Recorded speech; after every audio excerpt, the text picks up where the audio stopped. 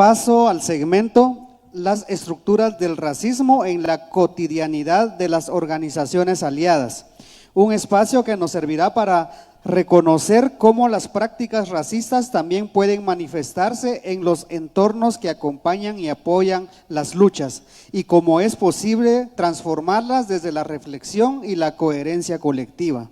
Para ello vamos a invitar a este estrado a la doctora Aura Cumes.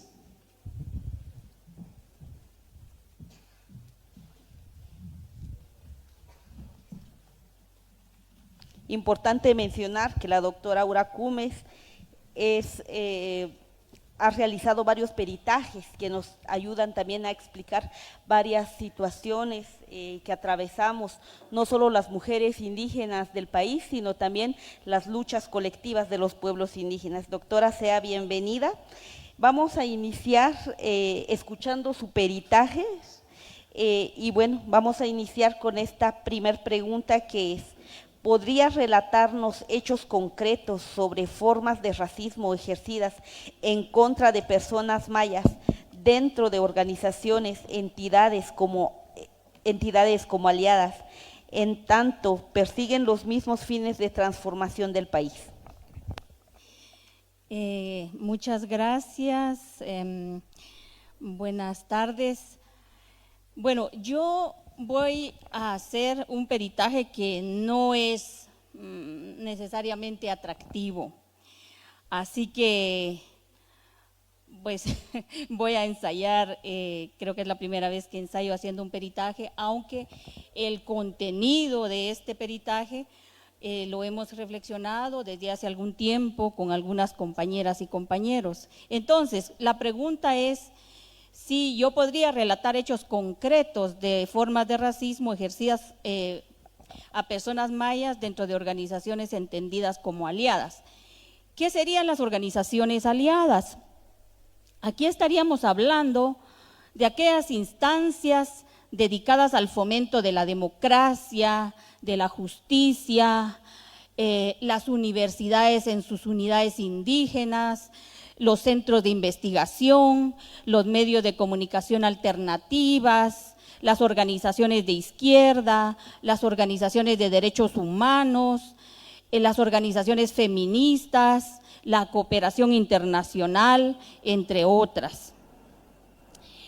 Hemos notado últimamente en las redes sociales que ha habido un importante proceso de denuncia de hechos entendidos como racismo y que lo han elaborado principalmente mujeres indígenas. Muy pocos hombres lo han hecho. Bueno, esto sería otra discusión.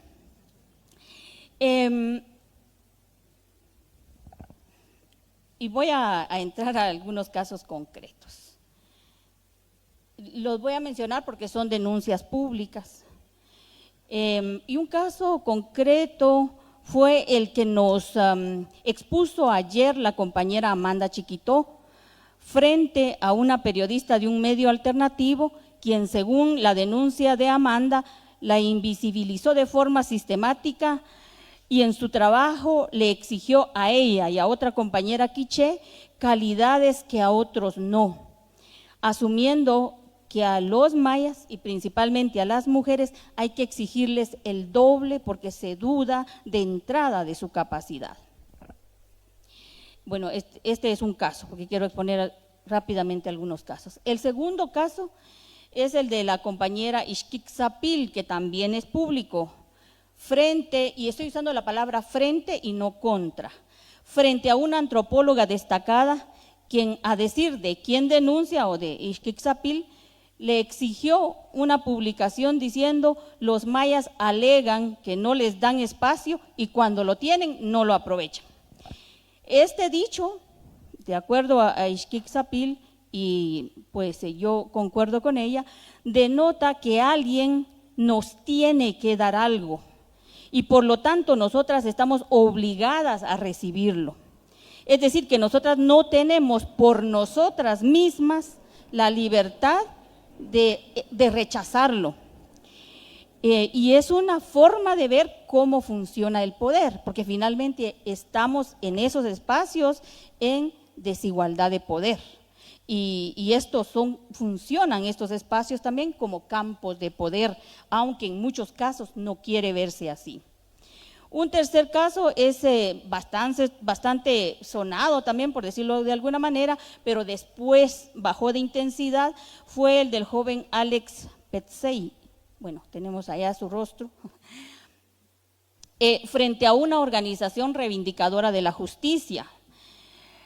Alex hizo un video que se volvió viral reivindicando su derecho a habitar la ciudad, frente a quienes lo trataron tanto física como verbalmente como alguien que no pertenece al contexto urbano.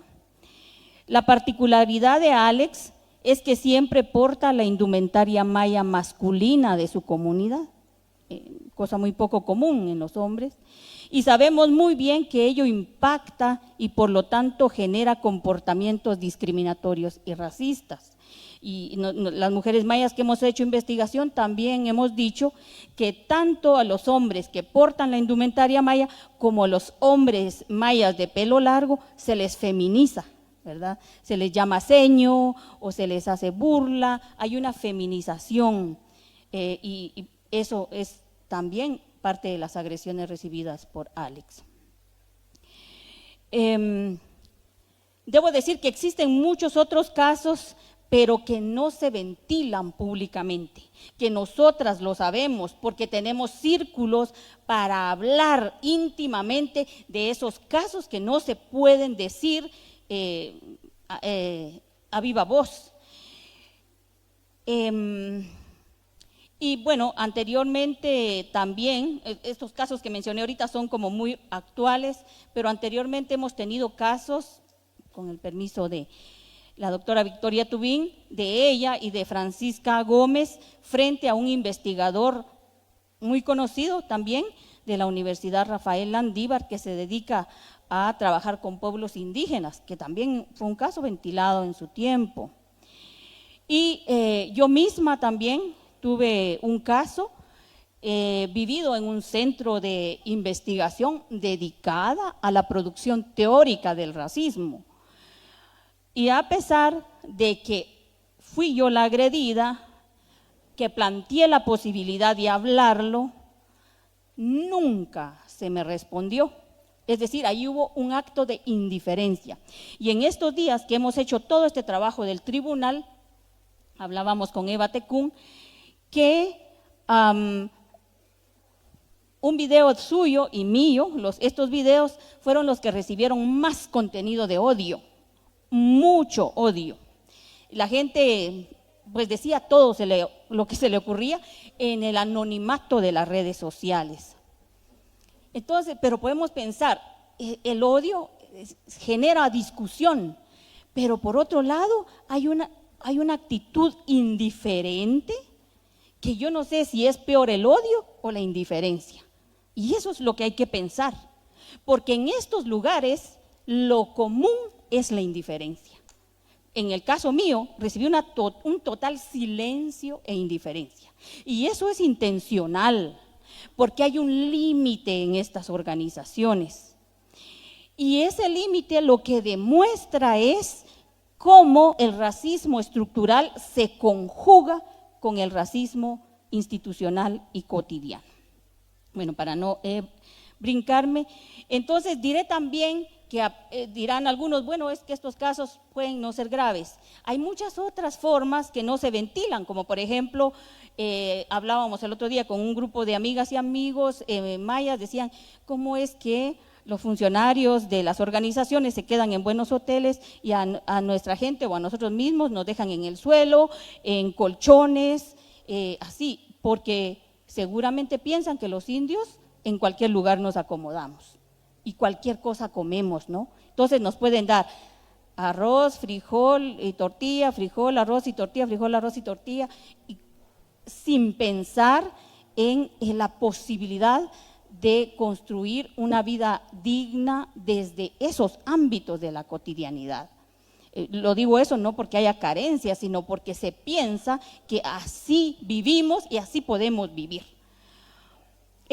Bueno, existen, el otro día también hablábamos con otras mujeres, problematizando un poco la idea de si las mujeres ladinos mestizas pueden usar el traje o no. Entonces ellas decían, sí, pero a veces las vemos usando nuestro huipil, pero sin ninguna reflexión sobre el racismo, ¿no? Bueno, son elementos, y yo creo que como ya se me acabó el tiempo, bueno, solo quisiera cerrar esta pregunta diciendo, perdón, que estos casos son polémicos por varias razones. Por un lado, es que se da en organizaciones cuyos fines y trabajo está en consonancia y alianza con lo que nosotros los pueblos hacemos y también con lo que perseguimos nosotros también, la transformación de las condiciones de dominación de este país. La segunda cosa, porque es polémico, es porque la denuncia se hace contra personas destacadas y conocidas, y varias de ellas están en la misma lucha contra el racismo.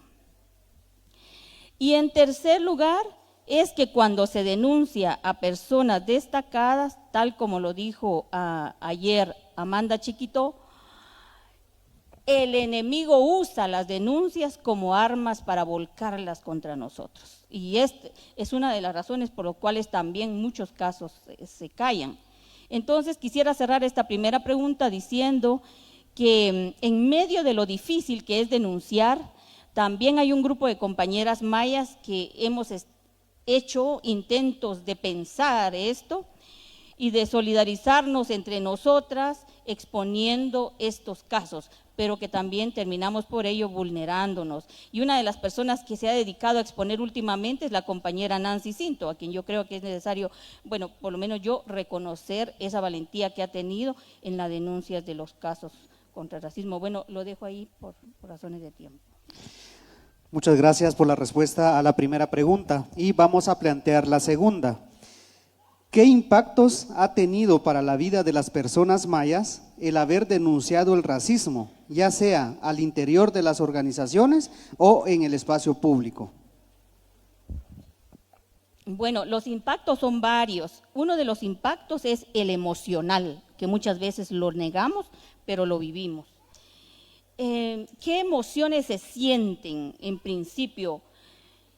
Yo diría que se siente una profunda humillación y muchas veces nosotros pensamos el racismo en forma de maltrato y humillación. Eso no significa que no entendamos el racismo, lo que sucede es que lo vivimos de esa manera, el impacto es ese. Sentimos impotencia, sentimos enojo, pero principalmente si esta va reforzada por estas actitudes de negación, de silencio y de indiferencia. También debo decir que no todos los mayas y las mayas sentimos lo que llamamos racismo de esa manera. Hay quienes lo ven de otra forma, pero yo así lo estoy problematizando. ¿Qué pasa cuando se niega el problema? Se nos dicen frases como, eso no es racismo, ya van ustedes con su racismo. Ustedes se acuestan pensando en racismo y se levantan pensando en racismo. No me vaya a decir que eso es racismo. O como dijo otra señora, si alguien sabe de racismo aquí soy yo. Por lo tanto, no puedo ser racista. Es decir, que para ella, saber de teoría significa también practicarlo, cuando eso sabemos muy bien que puede ser muy contradictorio y que no necesariamente funciona así. Después vienen las emociones como vergüenza, culpa y soledad. Por aquí había un banner que hablaba de la soledad, que el racismo no se confronta en soledad o no se enfrenta en soledad. Esto surge por la presión de la denuncia, con frases como, ¿por qué denunciaste a tal persona si es muy solidaria con nosotros? Los mayas deberíamos ser más agradecidos porque ellos nos han acompañado. Ella no puede ser racista porque es mi amiga y yo también soy maya. O las personas que reproducen racismo pueden decir, si yo tengo amigos mayas, si yo tengo amigas mayas, como si eso pudiera posibilitarles el no ejercicio del racismo. o a los mayas les encanta victimizarse, son demasiado sensibles. Es decir, nosotras somos el problema, y esto se junta también con esa idea de nuevo racismo, le venimos llamando desde hace 20 años nuevo racismo, 30 años, la idea del racismo al revés, ¿no? Que ustedes son quienes reproducen el racismo, ustedes son el problema. Por el otro lado hay salida de los espacios laborales, expulsión de los espacios laborales. Yo soy independiente desde esa vez, porque efectivamente se cerró, hay un espacio laboral, no habían condiciones de ningún tipo, ni de confianza, ni armónicas para seguir laborando en lugares como esos. Y yo creo que las otras compañeras también han padecido lo mismo.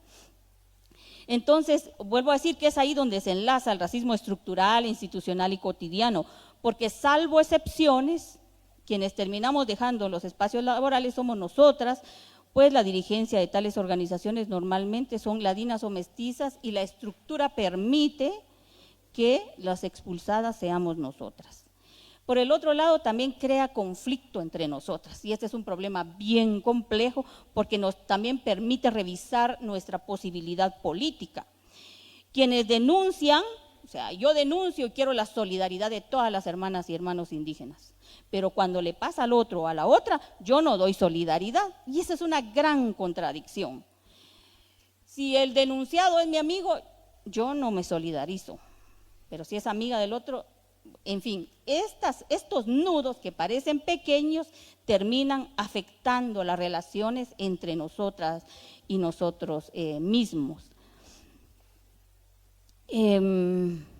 Bueno, perdón, ahí. Bueno, lo dejo ahí, está. Muy bien. ¿Y qué posibilidades de problematización y transformación del racismo existen al interior de las organizaciones aliadas? ¿Y cómo contribuye el sistema a fomentar la impunidad que el racismo ha generado en Guatemala? Bueno, a ver si respondo a eso o me quedo en la anterior. Bueno, quisiera decir que el silencio y la indiferencia es lo que marca principalmente eso, lo que ya dije.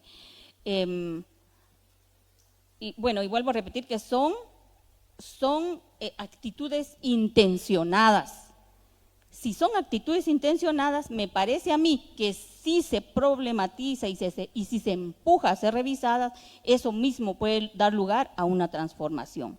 Las personas que han sufrido los actos de racismo y discriminación, esperaríamos, por lo general eso es lo que pasa, una disculpa, una posibilidad de conversar sobre lo ocurrido, pero eso muy difícilmente llega, muy difícilmente. ¿Qué mensaje entonces se envía a través del silencio y la indiferencia? Se envía un mensaje de poder sobre nosotras, y es justamente lo que se dijo ayer en los testimonios. Esto queda captado en la frase: ustedes pueden denunciar todo lo que quieran, que no las escucharán, o ustedes mismas serán las mayormente afectadas. Y esta otra vez es una muestra del racismo estructural caminando en su modalidad institucional y cotidiana. Por el otro lado, también las víctimas, muchas veces, voy a usar esta palabra víctimas, terminamos cediendo frente al poder de prestigio de las personas señaladas de racismo. ¿A qué me refiero? Decimos, por ejemplo, si yo denuncio a la tal fulana, al tal fulano, que son destacados, quizás afectará más la lucha de los pueblos, porque nos dividiremos más mientras el enemigo utiliza nuestras debilidades en nuestra contra. Mejor no los vamos a señalar directamente. Pero esto hasta ahora no ha llevado a las personas señaladas a decir, claro, por esta misma razón yo debo reconocer los privilegios que tengo y que me pueden llevar a reproducir racismo, y por lo tanto puedo pedir disculpas, revisarme y entablar una conversación. Pero eso no se ha visto en la gran mayoría de casos. También dentro de las organizaciones se nos da un trato de sirvientes, esto que con el doctor Edgar Esquite hemos dicho, hemos conversado. Hay un trato de sirviente que no necesariamente es discursivo, hay muchas formas de dar un tratamiento de sirvientes corporal. Y eso nosotras que podemos leer el racismo corporal, lo captamos y lo lo debatimos o lo rechazamos, ¿no? Y eso no es siempre bien recibido. Entonces, las posibilidades de transformación es, primero, yo creo que esto que hemos venido haciendo, por más que sea polémico, es necesario. Necesitamos crear capacidades, creo, para confrontar el racismo cotidiano. Y yo creo que muchas veces lo confrontamos de forma discursiva, teórica, pero en la cotidianidad algo hace falta. Entonces yo creo que herramientas cotidianas pues es necesario generar. Pero algo que sí, por más que sea polémico, creo que es importante, es desafiar el racismo en los espacios donde los vivimos, porque ¿dónde más se podría hacer si no es en esos espacios? Acá no están las organizaciones de justicia, de derechos humanos, de democracia, la gente urbana que habla en las redes sociales, aquí no está. ¿Cómo les vamos a hablar? ¿Cómo les vamos a decir cómo es el racismo? Entonces, no nos queda otra que confrontarlo de forma cotidiana. Y creo que eso es lo que, al menos yo estoy, clara de que eso es lo que hay que hacer, aunque recibamos por eso, pues, polémica y agresión. Entonces, otra de las posibilidades de transformación, y eso lo conversábamos con don Domingo Hernández en alguna ocasión, es estar claros que pensar teóricamente un problema no significa inmediatamente tener la capacidad de ser coherentes en la práctica. Por lo tanto, aquellas personas mestizas, ladinas o mayas urbanos, que también reproducimos clase social, relaciones de clase social o poderes de clase social, cuando somos confrontados debido a los actos de reproducción de una forma de poder, pues es necesario estar abiertos a cuestionarnos, a cuestionar el poder que estamos reproduciendo. Porque es la única forma de revisar la coherencia práctica y teórica. Así que yo pude haber inventado el concepto de racismo, pero tengo que espejearme frente a la gente, frente a mis iguales, para decirme si también lo estoy practicando o no. Entonces, el desafío directo es sano, es importante, y yo creo que no hay otra forma de hacerlo. Y creo que la gente maya, pues hemos tenido, incluso, no sé, creo que yo sería la excepción, pero hay muchísima gente que tiene mucha habilidad, tiene mucha sabiduría para enfrentarlo, ¿no? Yo no soy así, yo soy más directa, pero igual creo que es muy importante tener esas habilidades. Y por el otro lado, creo que es muy importante pensar en el hecho de que le damos armas al enemigo, y eso ocurre, y eso va a ocurrir siempre, pero eso no puede llevarnos a nosotros a decir, como le damos armas al enemigo, no lo hablemos, todo lo contrario. Porque si eso pensamos, no vamos a estructurar la vida de otra manera entre nosotros. Entonces creo que es importante pensar en las estrategias que nos permitan finalmente vernos como horizontales, no sé si como análogos o como iguales, no sé, pero esa necesita ser una construcción cotidiana. Y eso no nace de forma natural, eso se va construyendo entre nosotros. Bueno, creo que voy a cerrar ahí con una frase. Bueno, aquí voy a citar a Krishnamurti, que él dice que no es un signo de salud estar bien adaptados a una sociedad profundamente enferma. Entonces yo diría que no es un signo de salud política para nuestros pueblos y todas las aliadas y aliados estar adaptados a una sociedad profundamente racista. Bueno, creo que hubo cosas que no dije. Al Consejo, que formo parte de esta organización, pues estoy profundamente agradecida por toda esta posibilidad de escucha, y ustedes también tienen toda la sabiduría por su trayectoria para poder pensar en cómo ir desatando estos nudos que por polémicos siguen siendo nudos. Muchas gracias. Gracias. doctora Aura Cumes, por exponer y ayudarnos a comprender de alguna manera el racismo en organizaciones aliadas y darnos algunas luces para las posibilidades de hacer acciones transformadoras.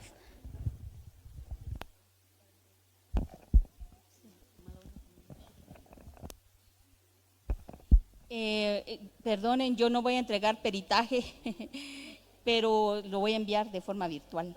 Les llegará. Gracias. Muchas gracias, doctora Aura Cumes.